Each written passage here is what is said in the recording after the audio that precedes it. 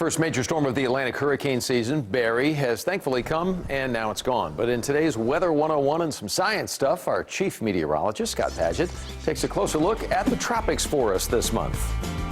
We are talking about the tropics and hurricane season and looking at July. Now, we're rounding out July soon, and the formation zones for July, of course, depend on some of those warm tropical waters over the Gulf of Mexico, and that's the first area that we look at, the Northwest Caribbean and the Gulf. So this is development region A, and normally we see these tracks off towards the northwest. They get pulled, turned westerly because of an area of high pressure, or they get pulled to the north. Remember, Barry came off of the U.S. coast in the northern Gulf and pulled back into parts of Louisiana and then made its way into the Mississippi River Valley.